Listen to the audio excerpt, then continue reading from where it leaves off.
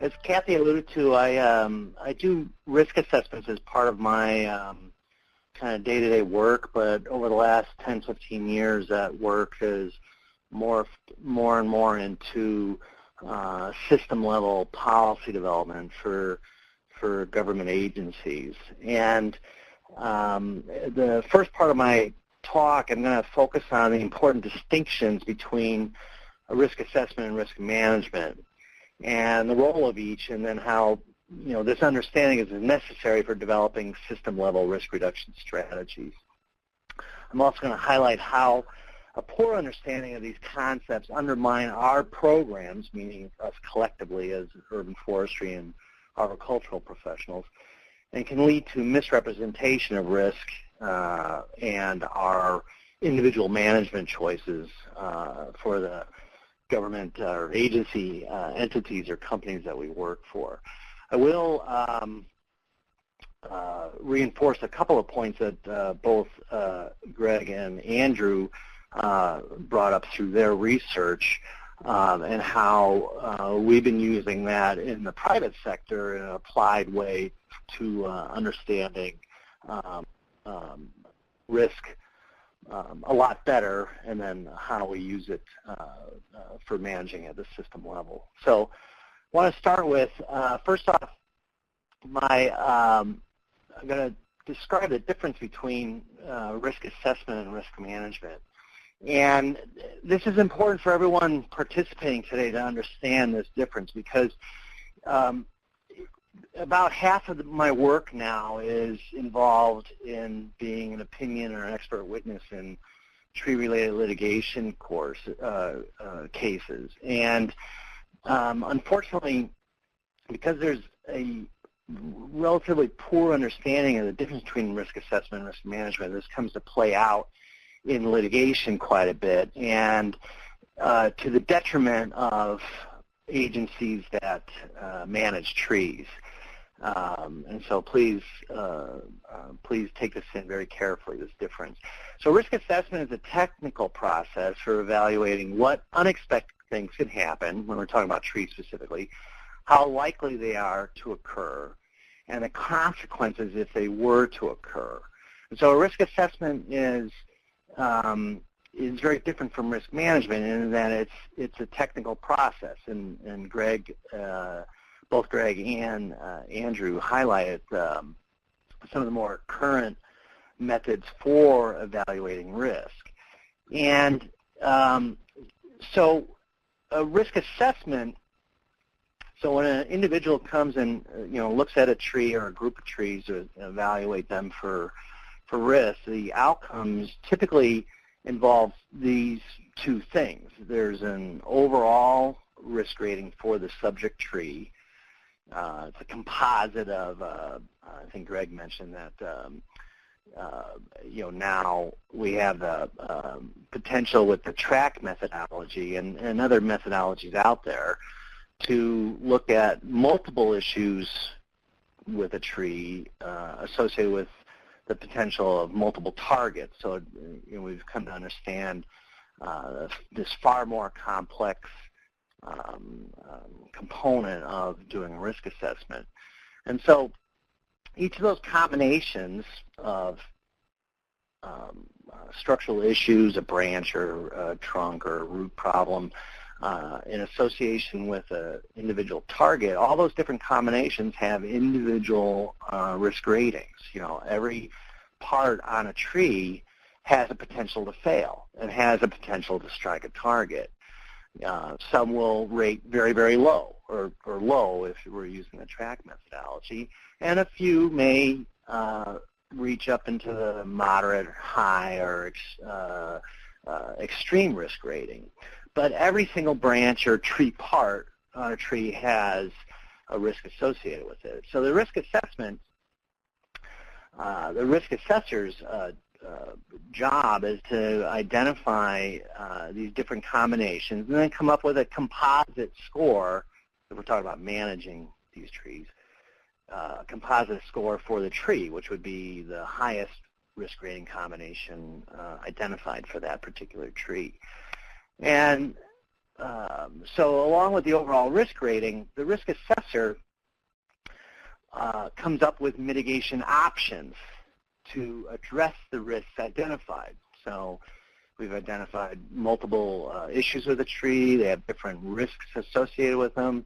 And then the assessor comes up with a list of the different types of mitigation, removal, support systems, and so on, pruning, to address those risks. Now what's key here, and this will tie in with my comment about litigation, is that unless the risk assessor is a manager with the agency, the assessor does not necessarily select what the eventual mitigation implemented will be. That is, theoretically or technically, that is a management decision. So the assessor provides mitigation options based on this, highly skilled practice of doing the assessment, but they may not necessarily identify what the eventual mitigation selected for that tree will be. And I'll come back to that point in a moment and why it's critical to know that distinction. So risk management is the process by which an agency or company, if we're talking about private tree care companies, assesses and monitors its risks and selects and implements measures to address those risks. And so the picture you see here is out of Kings Park at the Botanic Garden in Perth, Australia, and it's a row of what are called honor trees that honor the fallen during World War I, and you can find these throughout Australia. But this group of trees is an example of how the managers at the Botanic Garden make choices based on the management of this whole system of trees within their care. They're not, every single tree may have a prescription of care, but it's the overall mission or direction of the Botanic Garden and how choices are made at the tree level and implemented. So again, risk management is a process of evaluation at the system level of multiple variables that come into play when making decisions on how to mitigate eventual risk at the tree level. So risk management is about making choices at the system level in the presence of uncertainty. We can't, again, micromanage every single tree at the same level. For one, as I think Greg and Andrew pointed out, is that every tree does not have the same risk associated with it. And so I'll toward the end of my discussion, I'll give an instrument or provide an instrument on how some of these management decisions are made that tie in with the individual tree risk assessment. So the assessment and the management of tree risk is it's a symbiotic relationship between the assessor, who is going to categorize the risk of the tree that they've evaluated based on a number of different variables. And I have a brief list here that include, say, the environment, the consequences of part failure, what are site issues associated with that specific tree, target issues, species profile, and structural issues that have been identified. And that comes up with this kind of composite risk categorization of the tree that's been evaluated. Now, the risk management side of things, they also look at risk categorization, but they're looking at the composite of the whole system. If you're managing 10,000 trees, how many of them fall into the extreme risk rating or high risk rating or moderate or low? And management choices are going to be different for each of those four levels for all the trees that have been identified under these different risk ratings. And so some of the variables that come into play for a manager are what's the available budget, what's the mission of the organization, what's the prioritization based on maybe target value and density of use, things like that. What are community values? What are the consequences that can be identified from tree part failures? What is the history of events?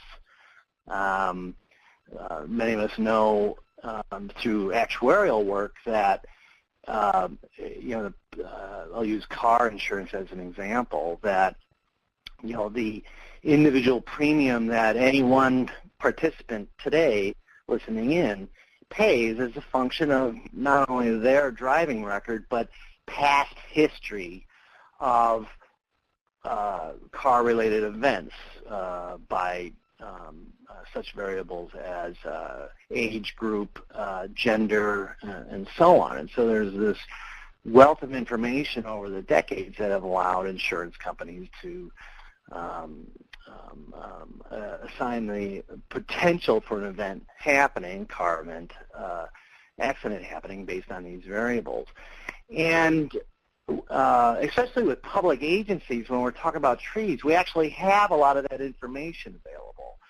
We've been using that in the last couple of years pretty strongly in having municipalities or state agencies go back through their damage claims records and identify how many events happen in a year, what were the consequences of those events, and what's the number of events compared to the actual number of part failures that occur where nothing happens. And it's from that baseline information that once an agency, say a municipality or park system, implements some proactive risk reduction policies, you can gauge over time improvements or reductions in risk by comparing the ongoing history of damage claims and police reports related to trees. And so we actually have ways of quantifying whether or not, where we're at with a risk threshold, but also how improvements to our program can quantify the improvements to reduction. Now, both Greg and Andrew mentioned these elements of risk associated with trees. And typically it's the likelihood of tree part failure, the likelihood of striking a target, and the consequences of those things. But there's four things that actually identify the risk associated with the tree, and this slide kind of highlights them. And we use this in litigation quite a bit. Is that the likelihood of a tree part failure is one, but within a given time frame. And a time frame is important because otherwise it's just this open-ended statement of the likelihood of a part failure. Well, if we stand there long enough, the part's always going to fail, whether it's a year from now or 100 years from now. And so the context of risk, it's always important to have the time frame associated with the likelihood of the part failure happening as part of this risk assessment. Too often we see in litigation that of these four items, especially from the plaintiff's side, there is only one factor brought up, the likelihood of a part failing, and that is used often in court from the prosecution side to determine whether or not a tree was a risk or not. And Andrew, with some of his research and his statement in his video, I was glad to see it, was that this overemphasis on defects or narrow emphasis on defects without considering these other three elements gives a false representation of risk. And unfortunately, in litigation, this happens all the time. The tree had a defect. You should have done something about it. And that's a very linear approach to risk. It's common in litigation, and it is also a false statement. So I want you to bear that in mind, that in order to have a valid risk assessment, you have to have these four components present. And if you find yourself in a situation where a just the defect is being mentioned, then you challenge that opinion because it is patently false without or misrepresents risk by not including the other three elements. I'm going to give 3 quick examples here of what I call logical fallacies, and these are also very common in litigation. The numbered statement is what I hear in litigation, and then I follow up with just a short statement of why the context of it is maybe wrong. And so oftentimes in litigation, a tree is viewed as a hazard in absolute terms. In other words, the subject tree was a hazard or not a hazard.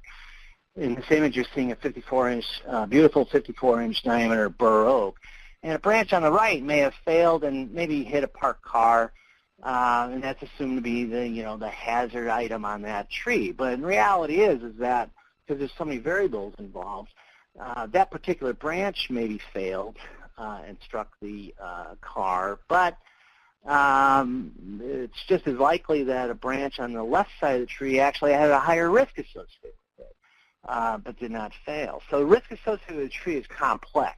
Every single tree part has some potential to fail, as I alluded to earlier. The second is the context of the non-subject trees in litigation are minimized. Well, we're all managing systems of trees, and our choices are based on managing those systems. So the subject tree is not managed in a vacuum. Choices are made as part of a larger system. And so the context of the choices made at that system level is incredibly important and is often ignored when it comes to litigation. The third and final thing is a high inspection and maintenance rigor is assigned to the subject tree that we happen to be in litigation on. And an example would be, if only you had done this, this, and this, we wouldn't be in litigation today. But the resources required to achieve the level of rigor for the subject tree must also be the same rigor applied to the whole system being managed, which results in a situation where the rigor assigned in litigation to the subject tree, when applied to the system level, is unreasonable and impractical for an agency to even implement. And so these are all 3 examples of logical fallacies when it comes to tree risk in litigation. And if you don't learn to identify those issues, then in litigation they become facts for the court. And what makes them false is that they actually lack context for the system that's being managed. And so you as a manager for these sites, city, park system, you are the one that defines the context. My very last slide here is a concept out of it's been in the United Kingdom since the early 70s and called as low as reasonably practical. And it ties the risk assessment with risk management very cleanly, I think. And this was developed by the Health and Safety Executive. That's kind of our equivalent of OSHA here in the United States. And what it shows is that the triangle represents, I've adapted this a little bit from the original HSE graphic, but the triangle represents your whole tree population. And you'll see that down the center of it, at the top we have extreme, high, moderate, and low. And then what that is it takes the track methodology risk ratings and assigns it into this graphic. And most of the trees that we manage are in low risk. There's very, very few trees that pose an extreme, high to extreme risk. But the greatest amount of risk reduction, quantifiable risk reduction, is having staff trained and have their skill sets to identify the trees in high and extreme risk, and then defining a policy that not only identifies them, but mitigates whatever issue has been identified. And the focus on that is that for the level of resources that are invested, the quantifiable greatest reduction in risk to your agency and to the residents of your town and users of your parks will occur. The trees at the very low end of the system are ones that are just managed through proactive urban forestry programs. What's interesting here, kind of test people here, is that as you go down in risk on a tree, the uncertainty of an event happening goes up. And so in order to quantifiably reduce risk in the low risk group, you have to expend at times a grossly disproportionate amount of resources in order to quantifiably reduce risk, and sometimes it's virtually impossible. So what this, I'll close up here, but what this, the tie-in between risk assessment and risk management is that, again, having staff trained and to be able to assess tree at the individual tree level, to place it along this schema that at the management level you define if we identify trees in extreme risk, what's the time frame for mitigating the issues, and then having policies that define mitigation strategies for each of these 4 levels along the context of this. It points out that, in closing, that every single tree cannot be managed and shouldn't be managed as if they have equivalent risk. We put our limited resources into training staff to identify the trees at the higher end of the system and managing everything else that have a high uncertainty associated with them within the resources that we have available. So with that, I'll stop and have Kathy take over for taking questions. Thanks.